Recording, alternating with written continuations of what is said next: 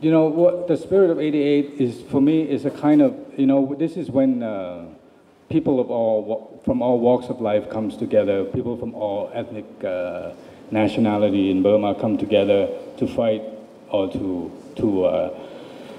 express their grievances to the state power, and if you have to remember the spirit of Panglong or the union, what the Union of Burma represent. It was we began as it was a promise as it's an inclusiveness, like everyone is part of this. We make up what Burma is, and not just one nationality. We are all part of the country, and we must have the right to self-determination and the right to our freedom and livelihood. And this is not so much to ask from even the current government or the Burmese military. What we started demanding is just democracy. We wanted democracy, that's it. But I recalled when I was sitting over there, what do we really want at the time? Why we shouted we wanted democracy? Actually, we wanted the regime change at the time. We wanted to remove any oppressive regime from our society, from our state, and to have a democratic government which can bring about the liberty and justice and equality and all of the aspirations we aimed or our old generation aimed for since 1948. So that's why we took to the streets, and then many people were gunned down, many people were tortured in the interrogation center, and I found myself in the prison 3 years after I joined the movement. So I was sentenced to 10 years imprisonment, and I spent 8 years in the prison. But what I want to say is that there were tens of thousands of people who were put in jail, and 3,000 of people were killed, and tens of thousands of people were forced to leave and to exile, like their ancestors since 1948. And then over the past 30 years, and then those people, and from all walks of life, kept struggling. What we really aimed for in 1988, we haven't achieved that yet so far. So finally, I would like to say that this is a process we started in 1988, but it will never end, I think. To build a nation and to reform a society is a long process.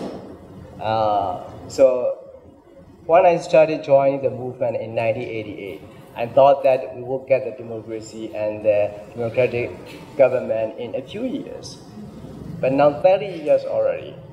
So that is a really big lesson for me and for, I think, the entire country and even for the region. Now the problem is the common enemy disappeared to some extent. Of course, we can say that our common enemy is still the death model, or let's say any demilitarization or something like that. But compared to Ne Win government of 27 years, around 27 years of Ne Win government, it is quite clear that the common goal of the opposition group or opposition movement is always clear that, as which also mentioned, the regime change and demilitarization. But now is kind of, for example, if you criticize the government and the bureaucrats, it could mean that you criticize the democracy government.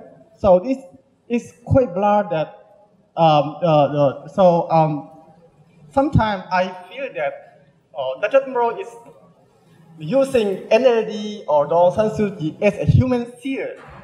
So this is something that I feel because now now yesterday you see that ICC the Aung San Suu Kyi office had to denounce or had to defend the Admiral from the ICC and or international pressure and also domestic pressure.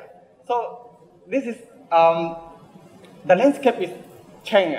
The landscape is changed, but the substance or the what we really demand is not changed. I think. Prior to 1962, there was also one big political event in Myanmar history that was the federal movement proposed by the Chan Sopawa and other ethnic minority leaders.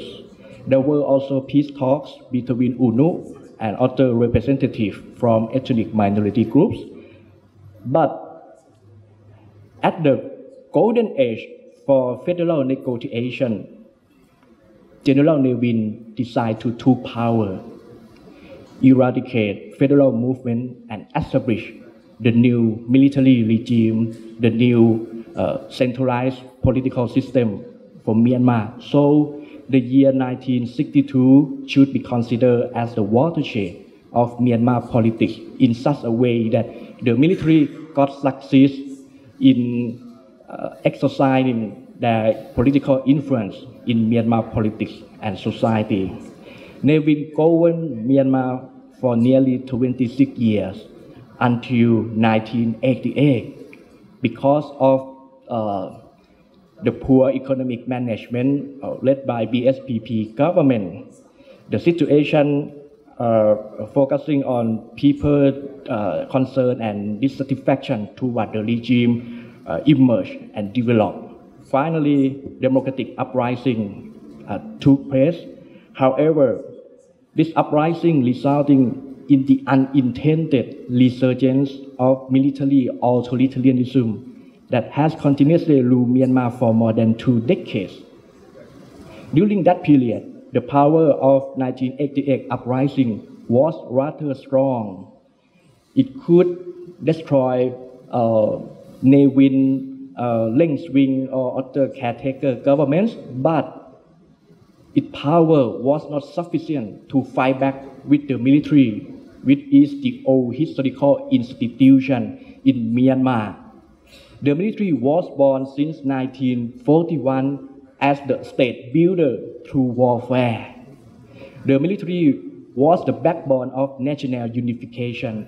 The military took power temporarily as the caretaker government during 1958 to 1960, and then has an embedded influence on Myanmar politics and society since the coup in 1962. So history reinforced itself. The Tatmadaw has sufficient energy and power to fight back with democratic uprising in 1988. But I would argue that it doesn't mean that the 4H movement has no significant impacts on Myanmar. In contrast, I would emphasize that it is a big conjuncture. It is a historic turning point that has deeply effects on Myanmar political transition.